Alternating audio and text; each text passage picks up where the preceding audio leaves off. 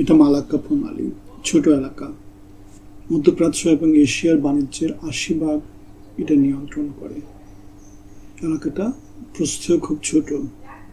মার্কিন যুক্তরাষ্ট্রের ২টা বিমানবাহী রণতরী এটাকে বন্ধ করে দিতে পারে। উক্ত এলাকায় চীনের যেহেতু অনেকগুলো শত্রু রাষ্ট্র যেমন সাউথ কোরিয়া, জাপান, ফিলিপিন আছে, সুতরাং তাদেরকে বিকল্প একটা রাস্তার কথা চিন্তা করতে হবে।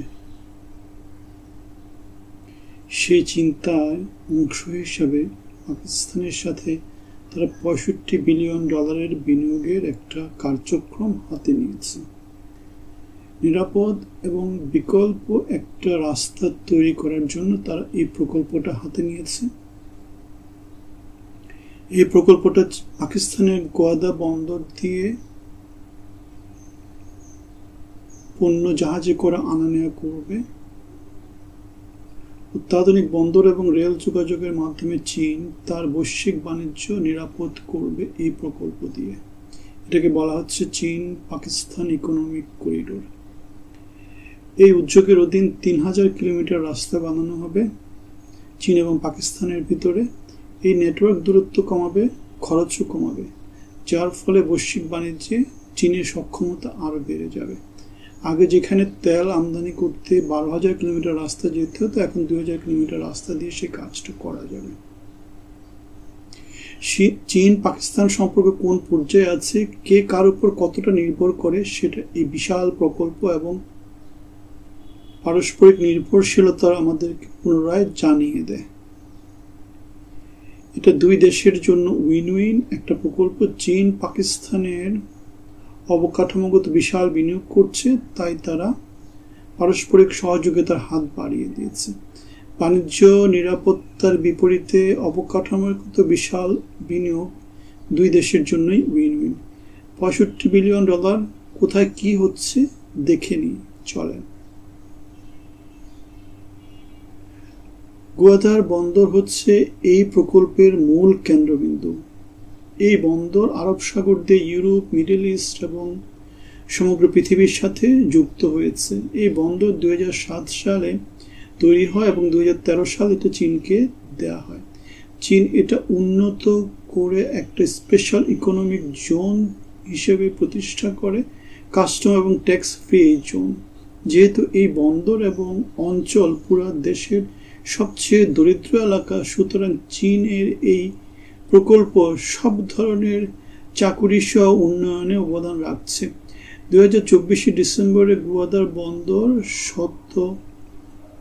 সক্ষমতায় পৌঁছায় যায় ১০০%, কিন্তু খুব কম ব্যবহার হচ্ছে।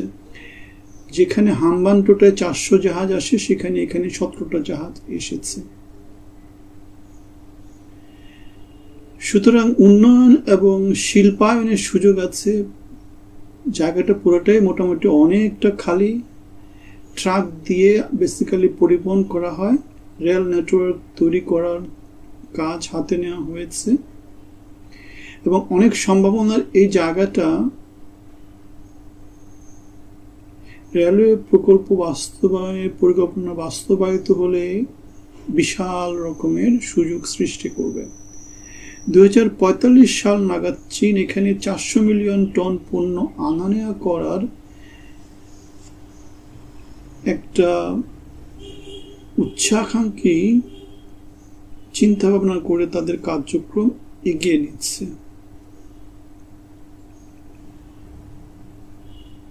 রেল লাইন বানানোর কাজও এগিয়ে যাচ্ছে পরিকল্পনা মাফিক।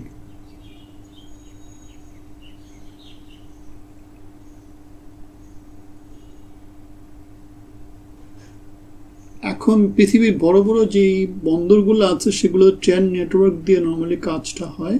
এখানেও পরিকল্পনা আছে বন্দর থেকে চীন পর্যন্ত ডাইরেক্ট একটা রেল নেটওয়ার্ক তৈরি করার।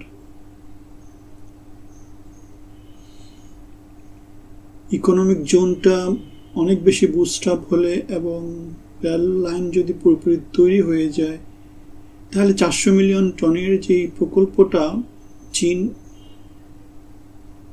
চিন্তা করছে সেটা সফলতার মুখ দেখবে। আমাদের পরবর্তী প্রকল্প হচ্ছে অরেঞ্জ লাইন মেট্রো। এটা পাকিস্তানের প্রথম মেট্রো, যেটা লাহোরে অবস্থিত। সিপেকের অধীনে এটা, তাই পাকিস্তান এবং চীন ব্যয় বহন করবে। লাহোরের সবচেয়ে পুরনো শহর পাকিস্তানের, 14 মিলিয়ন মানুষ এখানে বসবাস করে। এই অরেঞ্জ লাইন মেট্রোর অধীনে 27 কিলোমিটার একটা রেল লাইন বসানো হবে এবং 27টা ট্রেন এর মাধ্যমে ফ্লাইওভারে দিয়ে এই যোগাযোগ ব্যবস্থাটা স্থাপন করা হবে। মাত্র 25 রুপি অথবা $0.09 ভাড়া দিয়ে লোকজন এটাকে ইউজ করতে পারবে। এই প্রকল্প বাস্তবায়নে খরচ হচ্ছে $1.65 বিলিয়ন, যেখানে চীন দিচ্ছে 52% আর পাকিস্তান বহন করছে 48%। যুগান্তকারী পরিবর্তন এই প্রকল্পের মাধ্যমে পাকিস্তানের সূচনা হয়েছে। চীন এভাবেই পাকিস্তানের পরিবর্তনে অংশী হচ্ছে। আমাদের পরবর্তী প্রকল্প করাচি সার্কুলার রেল 1964 সালে চালু হলেও এটা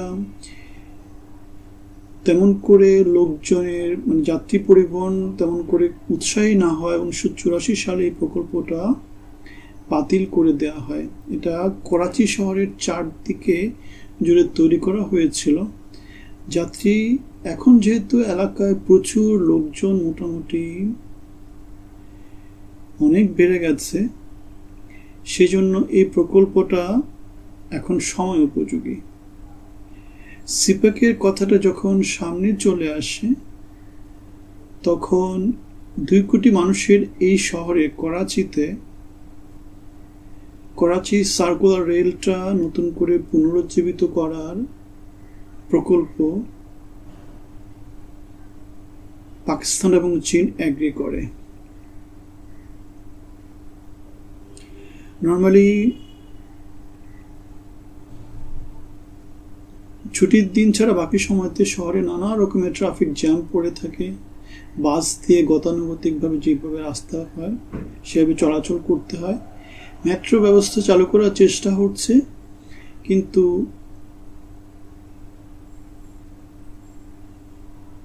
সেটা তেমন করে সফলতা পায়নি, আর সেটা পূর্ণ দমে চালু হতে প্রচুর সময় লাগবে। এই করাচি শহর থেকে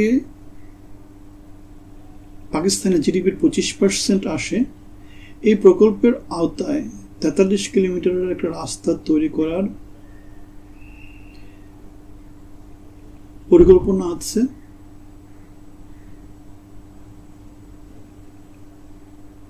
এই প্রকল্পের অধীন শহরের আবাসিক, বাণিজ্য এবং শিল্প এলাকাগুলোকে এক করার চেষ্টা করা হবে।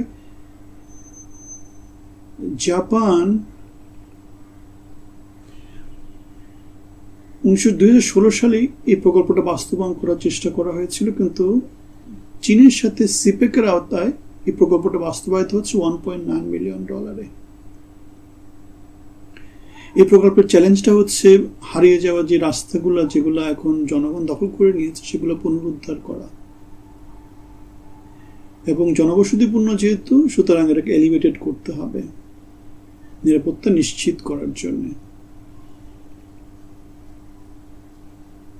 চীন পাকিস্তানের পাওয়ার প্ল্যান্টে প্রচুর বিনিয়োগ করছে। দেখা যায় চীন 21টা প্রজেক্টে বিনিয়োগ করছে সিপেকের অধীন এবং প্রায় $33 বিলিয়ন বিনিয়োগ হচ্ছে এইসব প্রকল্পে। এই প্রকল্পগুলো পাকিস্তানে বিদ্যুতের যে সংকটটা আছে, 6 থেকে 7 ঘন্টা যে লোডশেডিং হয়, সেটা দূর করবে। শিল্পক্ষেত্রে উৎপাদনের যেই নানা রকমের চ্যালেঞ্জ, সেগুলোকে হয়তো কমিয়ে দেবে এবং শিল্প উৎপাদনের যে ক্ষমতাটা সেটা বাড়িয়ে দেবে। বিদ্যুৎ ছাড়া চিপেকের যে প্রকল্পগুলো আছে, সেগুলো নানা রকমের বিপদের সম্মুখীন হয়, নানা রকমের হুমকিতে থাকে। সুতরাং বিদ্যুৎ প্রকল্পগুলো সেই সমস্যাগুলোকে সমাধান হতে সাহায্য করবে। 1320 মেগাওয়াট দিয়ে সাহিওয়াল কোল প্ল্যান্ট তৈরি করছে। এটা দেশের তৃতীয় বৃহত্তম বিদ্যুৎ প্রকল্প। এটা পাঞ্জাবের সাহিওয়াল থেকে 12 কিলোমিটার দূরে অবস্থিত। এই প্রকল্পে বছরে 5 মিলিয়ন টন কয়লা লাগবে এবং সেটা ইন্দোনেশিয়া এবং সাউথ আফ্রিকা থেকে আসবে। এই প্রকল্প করতে পাকিস্তানের প্রকল্প যে কয়লাগুলো আছে সেগুলো উপযুক্ত না, কেন সেগুলোর বিটুমিনাস কম থাকে। এই প্রকল্প করতে $1.8 বিলিয়ন ইউএস খরচ হবে। 30 বছর পর চীন পাকিস্তানকে এই বিদ্যুৎ কেন্দ্রের পরিচালনা দিয়ে দেবে। এটা বছরে 9 বিলিয়ন কিলোওয়াট আওয়ার বিদ্যুৎ উৎপাদন করবে, যেটা পাকিস্তানের জন্য যুগান্তকারী একটা ব্যাপার হতে যাচ্ছে। এটা 40 লক্ষ বাড়িকে বিদ্যুৎ সরবরাহ করতে পারবে। লোডশেডিং 6 ঘন্টা থেকে 3 ঘন্টায় নামিয়ে আনবে। এই প্রকল্পের মতো আরেকটা প্রকল্প হচ্ছে করাচিতে, যেটা 1320 মেগাওয়াটের বিদ্যুৎ প্রকল্প। এটার নাম পোর্ট কাসিম পাওয়ার প্ল্যান্ট। এটা 2টা 600 মেগাওয়াটের প্ল্যান্টের তৈরি। এটাও কয়লা দিয়ে চলে। 30 থেকে 40 লক্ষ বাড়িতে বিদ্যুৎ দিতে পারবে এই বিদ্যুৎ কেন্দ্র। এটা পোর্টে তৈরি করার কারণ হচ্ছে একটু শহর থেকে দূরে, যার ফলে যে ক্ষতিকর গ্যাসগুলো আসে সেগুলা লোকজনের ক্ষতি কম করবে। এবং পোর্ট থেকে ডাইরেক্টলি কয়লা বিদ্যুৎ কেন্দ্রে নামবে, যার ফলে কস্টটাও কম হবে। অনেকটা বাংলাদেশের পটুয়াখালীতে অবস্থিত তাপবিদ্যুৎ কেন্দ্রের মতো।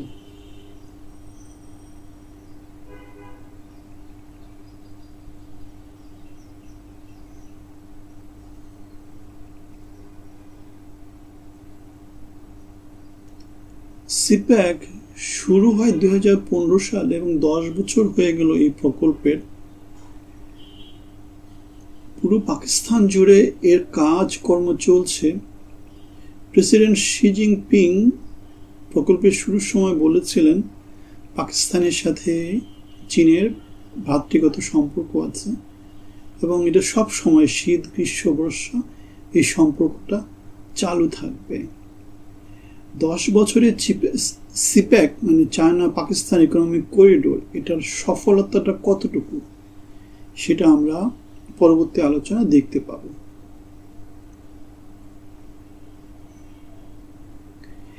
সিপ্যাক থেকে চীন যে লক্ষ্যে সিপ্যাক শুরু করেছে সেই লক্ষ্য তারা সফল হয়েছে।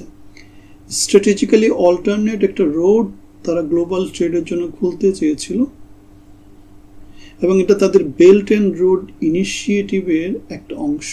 লং টার্ম স্ট্র্যাটেজিক পার্টনারশিপ তারা করেছে পাকিস্তানের সাথে, এশিয়া আফ্রিকা এবং ইউরোপকে কানেক্ট করার অংশ হিসাবে, হাই স্পিড ট্রেড রোড তৈরি করার অংশ হিসাবে, সিল্ক রোডকে নতুন করে পুনর্জাগরণ করার চেষ্টা হিসাবে।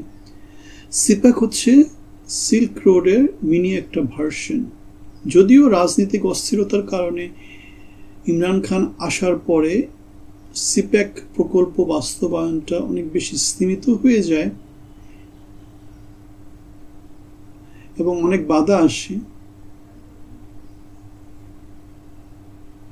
ইমরান খান মনে করতেন যে সিপ্যাক দিয়ে চীনকে অনেক বেশি ছাড় দেওয়া হয়েছে। চীনা ইঞ্জিনিয়ারদের উপর নানা রকমের হামলা হচ্ছে। 3টা প্রকল্প মাত্র শেষ হয়েছে, অনেক প্রকল্প এখনো শেষ হয়নি। সামনের রাজনীতির কি অবস্থা হয় এবং সিপ্যাকের সফলতা একটা বড় নিয়ামক হচ্ছে সেটা। এটা উইন উইন হয়ে যেতে পারে যদি রাজনীতিক পালাবদলে এখন যারা আছে তারা চীনাপন্থী, কিন্তু পাকিস্তানে যদি সামনে গণতান্ত্রিক নির্বাচন হয় সেখানে কি আসে এবং সেটাই আমাদেরকে সিপ্যাক প্রকল্পের সফলতা এবং ভবিষ্যৎ এটা নিয়ে অনেক কিছু বলে দিবে।